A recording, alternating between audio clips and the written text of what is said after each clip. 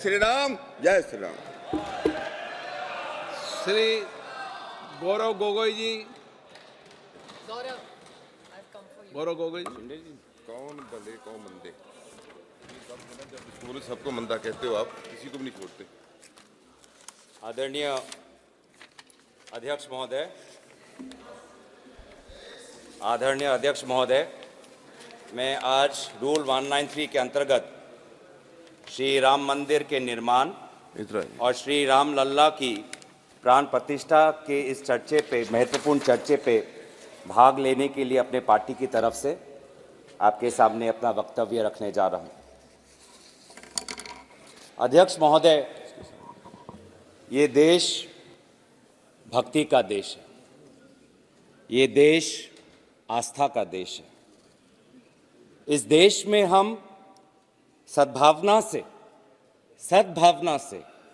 अपने विविधता को बांधते हैं, सेवा भाव से समाज को सांझते हैं। ज्ञान हमारी सबसे बड़ी ताकत है और इंसानियत हमारी सबसे बड़ी पहचान है। भारतवासी धार्मिक हैं, लेकिन धर्म का अर्थ क्या है? धर्म संस्कृत के ध्री धातु से बना है, जिसका अर्थ है धारण करना।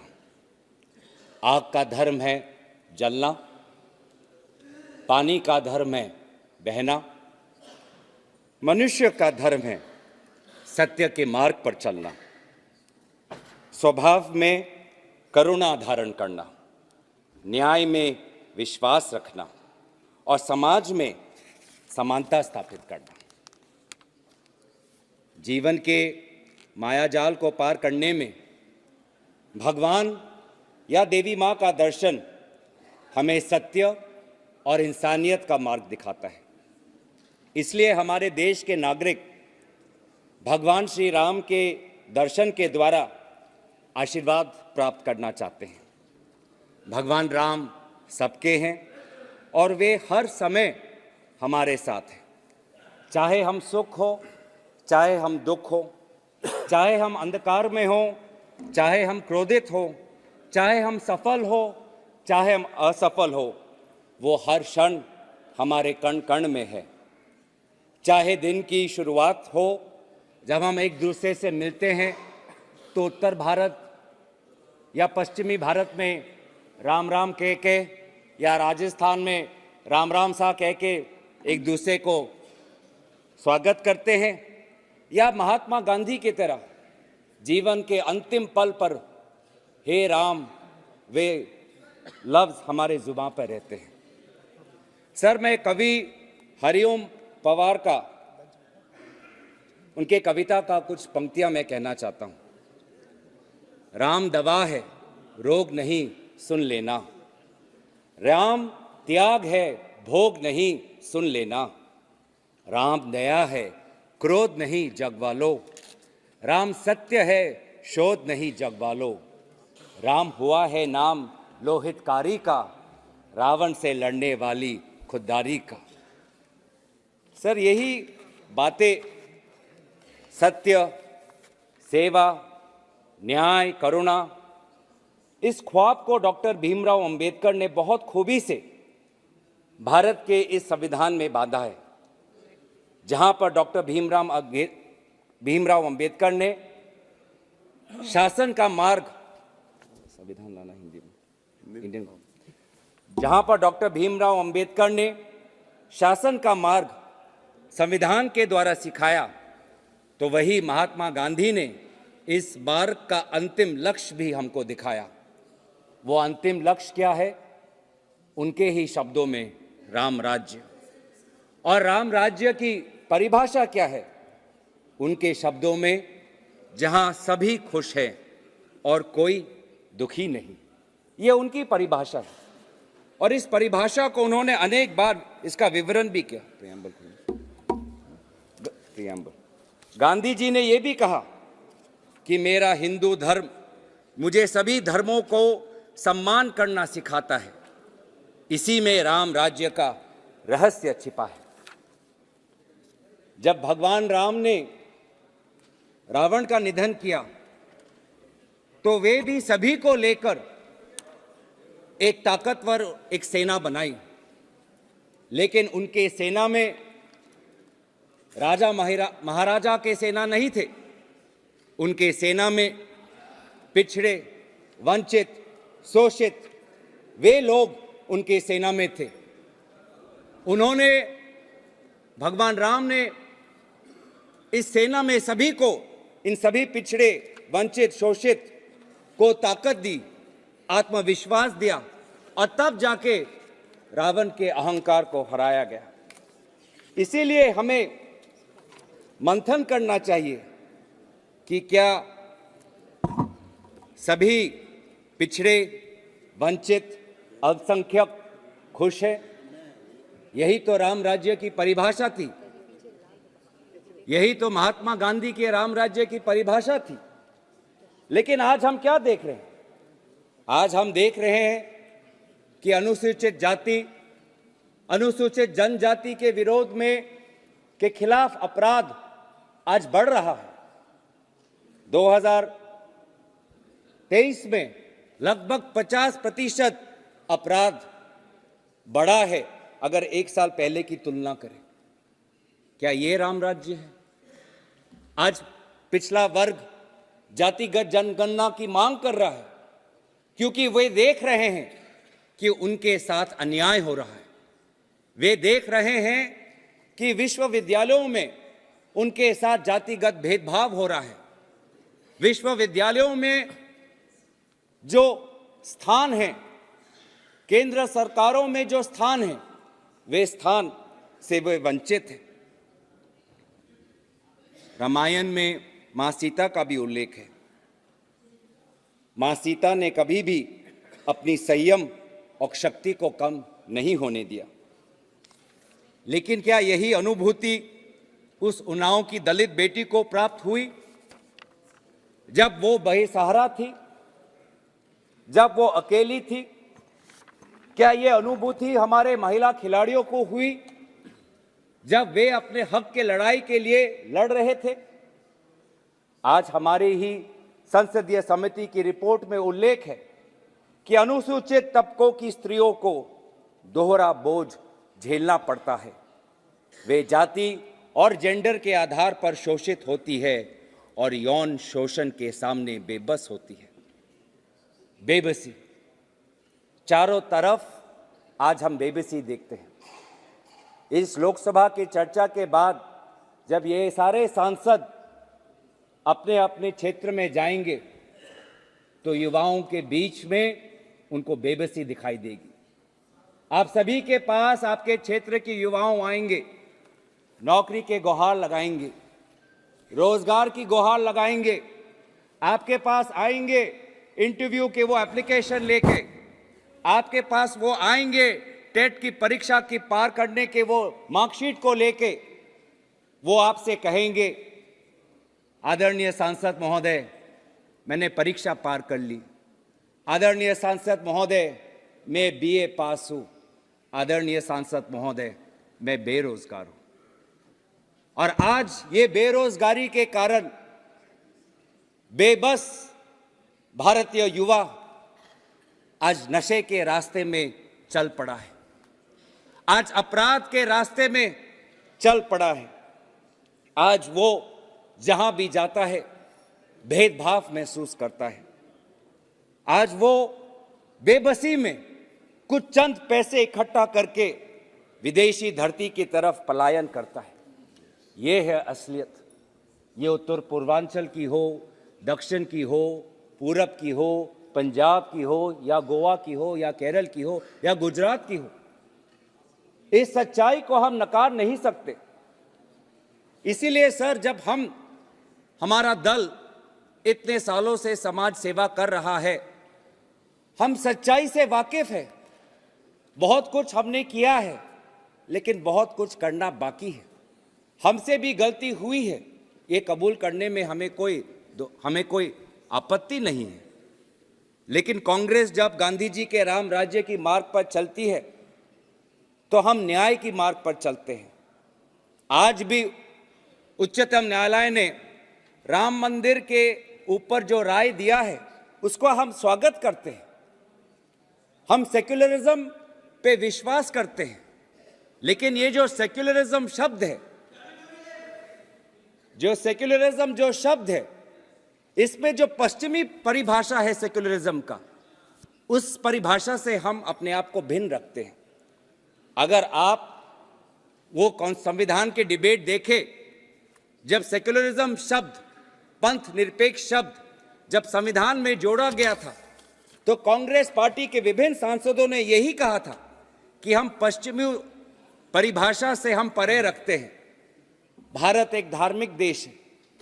भारत में बहुत धर्म को मानने वाले लोग रहते हैं और हम सर्वधर्म समभाव में विश्वास करते हैं। केवल एक ग्रंथ नहीं, ये देश की मिट्टी में इतनी ताकत है कि 140 करोड़ के लोगों की विभिन्न भाषा और आस्था को अखंडता के साथ, प्यार और सद्भावना के साथ बांधती है। मैं नानक के कुछ शब्द कहना चाहूंगा। नानक साहब ने कहा, अव्वल अल्लाह नूर उपाया, कुदरत के सब बंदे, एक नूर से राम जग उपजय, एक नूर से सब जग उपजय, कौन भले को मंदे। तो सर, हम सभी को बांधना चाहते हैं और यही हमारी संस्कृति है, यही हमारी सभ्यता है। सर, मैं इसीलिए सत्ता पक्ष को भी सतर्क करना चाहूंगा कि आप नथुराम का रास्ता त्याग करें। आप नथुराम को पूजा करने का ये जो आपकी परंपरा है उसको त्याग करें। नथुराम गोडसे का खंडन करें, इसमें आपको कोई परहेज नहीं होना चाहिए। अहंकार के रोग से बचे। रावण को उसके अहंकार ने ही मारा। आपका अहंकार आपको महंगाई को देखने से रोकता है। आपका अहंकार आपको देश में बढ़ती हुई अस्थिरता को देखने से रोकता है। चाहे वो मणिपुर में हो, चाहे वो लद्दाख में हो, चाहे वो चीन से लगी हुई सीमा पर हो। आज समाज में जो बढ़ती हुई आशंका है, विशेष रूप से अल्पसंख्यकों के बीच में, आपका अहंकार इस आशंका को देखने से आपको रोकता है। मैं आपको सतर्क करना चाहता हूं। भारत एक प्राचीन देश है। इस देश का जन्म 2014 में जब मोदी जी की सरकार आई तब जन्म नहीं हुआ। इस देश का जन्म 22 जनवरी 2024 में नहीं हुआ। राम लल्ला हमेशा हमारे साथ थे। 500 वर्ष पहले भी हमारे साथ थे, आज भी हमारे साथ हैं, कल भी आपके सरकार जाने के बाद आपके साथ हैं। राम हमारे मन में है।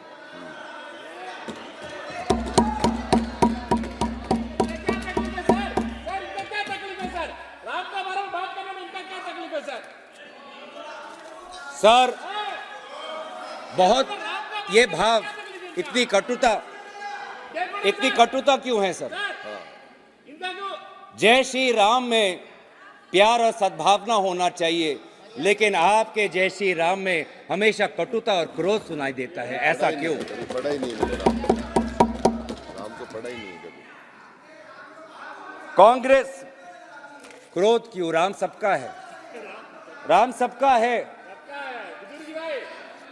कांग्रेस हमेशा, भारतीय राष्ट्रीय कांग्रेस पार्टी ने हमेशा सेवा भाव से, गांधी जी के मूल्यों से प्रेरित होते हुए, डॉक्टर अंबेडकर से पाठ सीखते हुए भारत के नागरिकों को अधिकार देने का काम किया है। हमने स्वतंत्रता प्राप्त करने के बाद ही सभी को वोट का अधिकार मिले, यह अधिकार कांग्रेस पार्टी ने स्थापित किया। शिक्षा का अधिकार कांग्रेस पार्टी ने स्थापित किया। स्वशासन का अधिकार, पंचायत का अधिकार कांग्रेस पार्टी ने स्थापित किया। अन्न सुरक्षा का अधिकार कांग्रेस पार्टी ने स्थापित किया। सूचना का अधिकार कांग्रेस पार्टी ने स्थापित किया, पहचान का अधिकार आधार कांग्रेस पार्टी ने स्थापित किया, उच्च शिक्षा के मंदिर आईआईटी आईआईएम कांग्रेस पार्टी ने स्थापित किया, पीड़ित के मंदिर, मरीज के मंदिर all India institute of medical science, वो मरीज का मंदिर भी कांग्रेस पार्टी ने स्थापित किया।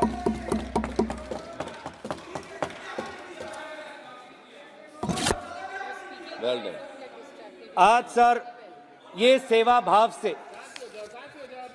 भाव से हम हमेशा काम करते गए और हम आपसे भी अपेक्षा करते हैं कि इस सेवा भाव से जो भी कुछ समय आपके पास बचा रहा है उस सेवा भाव से ही काम करें। सर इस सेवा भाव को हमने हमेशा याद रखा और इसीलिए मैं हमारे आदरणीय पूर्व वित्त मंत्री पी चिदम्बरम जी, उन्होंने 2013-14 में अपने भाषण में हमने 10 साल कैसे सेवा की, भक्ति कैसे हमने प्रकाशित की, राजधर्म कैसे पालन किया, उसी सेवा भाव के कुछ पंक्तियां उनके भाषण से मैं कहना चाहूंगा। UPA's record of growth. 10 years ago, we produced 213 million tons of food grains. Today, in 2014, we produced 263 million tons of food grains. 10 years ago, there were only 51,511 kilometers of rural roads under Pradhan Mantri Gram Sadak Yojana. Today, we have 3,89,578 kilometers. 10 years ago, in 2004, the central government expenditure on education was 10,145 crore. This year, in 2014, we allocated 79,451 crores. 10 years ago, the central government spent 7,248 crore on health. This year, in 2014, we will spend 36,322 crores. 10 years ago, the minorities had 14,15,000 bank accounts. As at the end of March 2013, they had 43,52,000 accounts, and the volume of lending had soared from 4,000 crore to 66,500 crore. 10 years ago, only 9,71,182 women self-help groups had been credited. At the end of December 2013, 41,16,000 women SHGs have been provided credit. 10 years ago, only a few thousand students got education loans.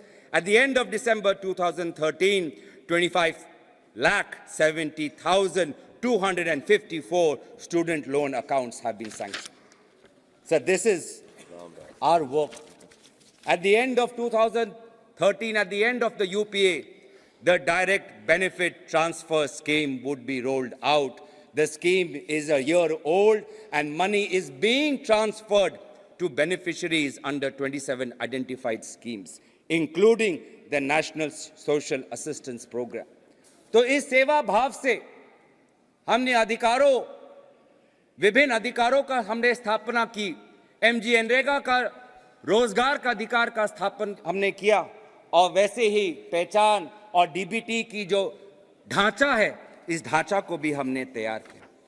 आज भी इस सेवा भाव से आदरणीय राहुल गांधी जी भारत जोड़ो न्याय यात्रा के तहत नफरत के बाजार में मोहब्बत के दुकान खोल रहे हैं। कितनी दुख की बात है सर, कितनी दुख की बात है सर कि जब 22 जनवरी को जब आदरणीय प्रधानमंत्री जी अयोध्या में थे तो उसी दिन आदरणीय राहुल गांधी जी असम के गुरु महापुरुष श्रीमंत शंकर देव के स्थान मंदिर में जाना चाहते थे। महापुरुष श्रीमंत शंकर देव के प्रति अपनी भक्ति जताना चाहते थे। जिस दिन 22 जनवरी को प्रधानमंत्री मोदी जी ने सभी को ऐलान किया कि आप जहां पर भी हो, जैसे भी हो, आप अपने मंदिरों में जाए, उसी 22 जनवरी के दिन राहुल गांधी जी को पवित्र बॉर्डुआ थान से जाने के लिए रोका गया। क्यों रोका गया? अगर असम के मुख्यमंत्री की अगर बात हम सुने तो असम के मुख्यमंत्री ने प्रेस के सामने मीडिया को संबोधित करते हुए 22 जनवरी से कुछ दिन पहले इन्होंने यही कहा।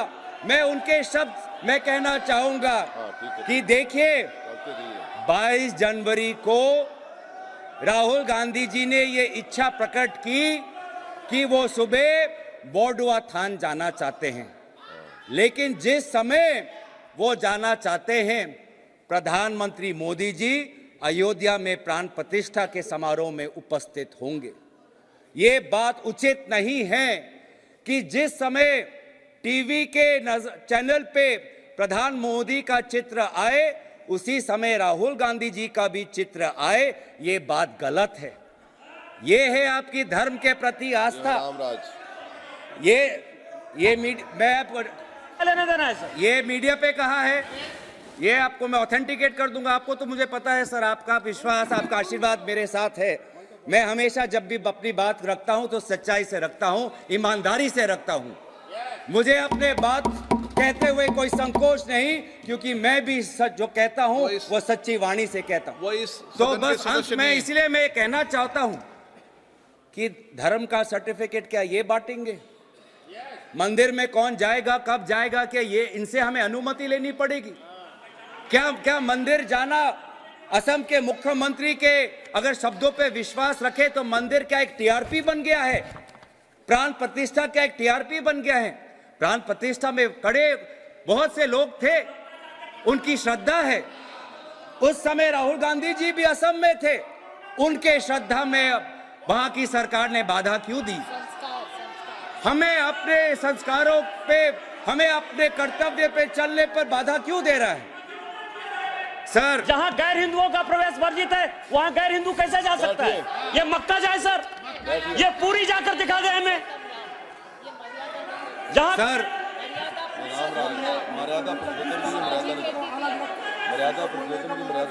सर मैं दोबारा आज याद करा देता हूं कि हमारे देश में अनेक धर्म हैं, हमारे देश में अनेक ग्रंथ हैं, हमारे देश में अनेक पैगंबर हैं, लेकिन अगर शासन का ग्रंथ है तो शासन का ग्रंथ एक है, वो ये संविधान है। वो ये संविधान है। ये संविधान, ये शासन का एक ही ग्रंथ है। धर्म के अनेक ग्रंथ हैं। हिंदू धर्म में अनेक वेद हैं, हिंदू धर्म में अनेक उपनिषद है, लेकिन भारत के लोगों ने शासन के लिए एक ही ग्रंथ को चुना है, वो इस संविधान को है। और इस संविधान के संरक्षण में आज मैं दोबारा कहना चाहूंगा कि राम राज्य इतनी कटुता क्यों सर? इतनी कटुता क्यों? जय श्री राम कहते हुए इतनी कटुता क्यों? मर्यादा पुरुषोत्तम या राम को नमन करते हुए इनके वाणी में इतना हिंसा क्यों, इतना घृणा क्यों, इतनी घृणा क्यों है? आप राम भक्त हो ही नहीं सकते अगर आपके अंदर घृणा हो। आप राम भक्त हो ही नहीं सकते अगर आप नफरत फैलाते हो। आप राम भक्त हो ही नहीं सकते अगर आप दूसरे पे गोली चलाते हो। आप राम भक्त हो ही नहीं सकते जब आप दूसरे के धर्म के अनुष्ठान को अगर आप कलंकित करते हो। तो हमारे लिए तो ये ग्रंथ एक ही है। इस ग्रंथ में लिखा है, हम भारत के लोग भारत को एक संपूर्ण प्रभुत्व, संपन्न समाजवादी, पंथ निरपेक्ष, लोकतंत्रात्मक गणराज्य बनाने के लिए तथा उसके समस्त नागरिकों को सामाजिक, आर्थिक और राजनीतिक न्याय, विचार, अभिव्यक्ति, विश्वास, धर्म और उपासना की स्वतंत्रता। मैं दोबारा ये पढ़ना चाहूँगा क्योंकि कभी कभी आपके शब्दों से लगता है कि आप ये संविधान का डॉक्टर भीमराव अंबेडकर के मूल जो निर्देश थे वो ही भूल गए।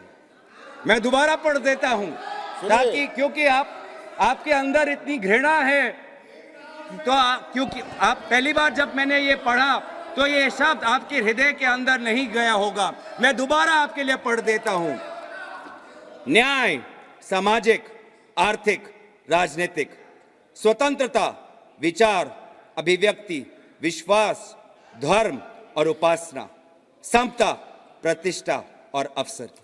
इसी के प्रति हम अपनी निष्ठा और दायित्व हम स्वीकार करते हुए आज इस भाषण जो हमारे राम मंदिर और रामलला की स्थापना पे जो आपने 193 का ये जो चर्चा लिया, इसी चर्चा में भाग लेते हुए मैं अपने वाणी को यही विराम देता हूं। धन्यवाद। जय हिंद, जय संविधान।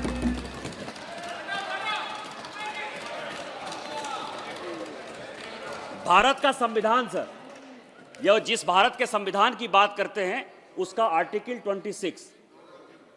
26 ये कहता है कि ये भारत का संविधान किसी भी धर्म में, किसी भी मंदिर में, किसी की पूजा पद्धति में कोई हस्तक्षेप नहीं करेगा। उस मंदिर में जो कुछ भी हुआ इसका भारत के संविधान से कोई लेना देना नहीं है। इसीलिए जो बातें उन्होंने कही हैं शंकरदेव मंदिर के लिए, यदि वहां गैर हिंदुओं का प्रवेश वर्जित है तो गैर हिंदुओं का प्रवेश वर्जित है। जैसे हम मक्का नहीं जा सकते, वैसे पुरी नहीं जा सकते, वैसे शंकरदेव के मंदिर में नहीं जा सकते।